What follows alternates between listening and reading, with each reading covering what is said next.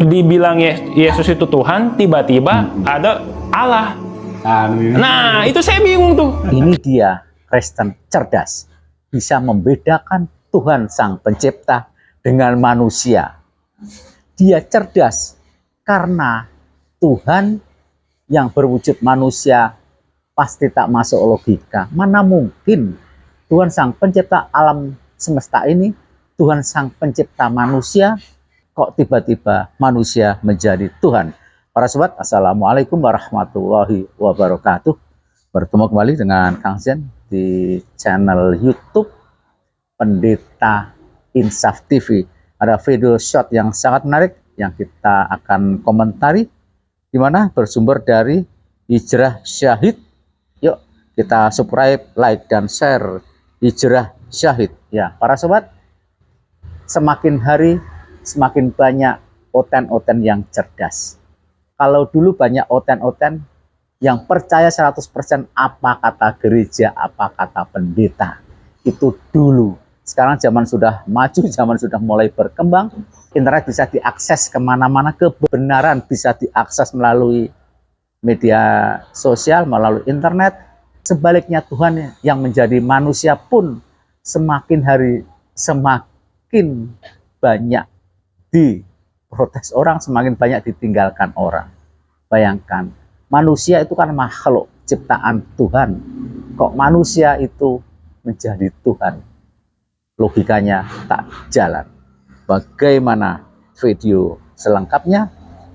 Kita lihat. Ngajarin gitu kalau masuk Kristen itu pasti dosa dihapus karena percaya sama Yesus Tuhan, dosa dihapus gitu. Nah, saya di sini bingung nih. Tuhan itu esa, ya kan? Harusnya Tuhan itu beda sama makhluk nih, ya. Ya ini kata-kata kuncinya dari Kristen cerdas ini adalah Tuhan itu manusia. Seharusnya Tuhan berbeda dengan makhluk. Ini sangat benar. Tuhan dan makhluk itu sangat berbeda, bak bumi dan langit. Tuhan itu sang pencipta makhluk. Makhluk itu ciptaan Tuhan. Mana mungkin makhluk ini, manusia ini menjadi Tuhan sementara alam semesta sudah ada sebelumnya. Kalau manusia atau Yesus itu Tuhan, lalu siapa yang menciptakan alam semesta ini? Siapakah yang menciptakan Maria, ibunya Yesus? Tentu saja bukan Yesus. Logika yang sangat cerdas dari oten ini, seharusnya Tuhan berbeda dengan makhluk. Kan saya udah mikir kayak gitu dari awal. Harusnya beda sama makhluk, tapi Yesus itu kan kelihatan kayak manusia nih. Masa iya Tuhan itu sama kayak manusia? Saya pikir awalnya. Oke lah, saya nggak langsung terima. Saya pelajari lagi nih, ya kan. Nah, dibilang Yesus itu Tuhan, tiba-tiba ada Allah. Nah, itu saya bingung tuh. Ya, logika masuk, logika cerdas. Jika Yesus manusia itu Tuhan, kok masih ada Allah atau Allah yang disembah Yesus? Ingat ketika Yesus disalib, menurut kepercayaan Kristen, Yesus berkata apa? Eli, Eli, lama sabachthani. Tuhanku, Tuhanku, Allahku, Allahku, mengapa engkau meninggalkan aku? Kan jelas, seorang manusia, Yesus yang manusia itu memohon berdoa pada Tuhannya. Ada manusia, ada Tuhan, ada manusia yang meminta pertolongan pada Sang Tuhan. Bukan Tuhan yang disalib. Manusia, bayangkan. Kalau Yesus itu Tuhan, di mana keberdayaan kekuatan Tuhan, kebesaran Tuhan itu kok diem saja disalib oleh tentara Romawi? Sangat tak masuk akal. Jadi kalau Yesus itu Tuhan, Tuhan kok mau minta pertolongan kepada Tuhan yang lain, kepada Allah, pada Tuhan yang lain? Masuk akal nggak? Lanjut. Lah, Tuhan ini saya percaya esa nih. Terus ada Yesus, ada Allah. Loh, ini saya makin bingung. Ini yang Tuhan siapa nih? Kan orang semakin hari semakin banyak orang-orang cerdas. Banyak, sebagian besar orang di dunia ini pasti percaya Tuhan itu ada dan Tuhan itu esa. Tuhan itu satu.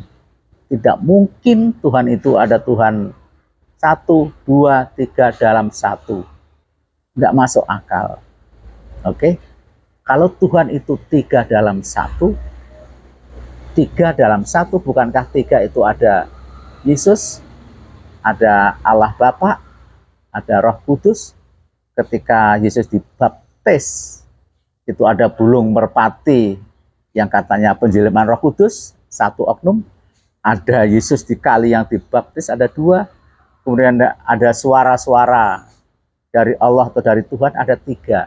Artinya ada 3 oknum. Tidak 3 dalam satu, tapi benar-benar 3 oknum.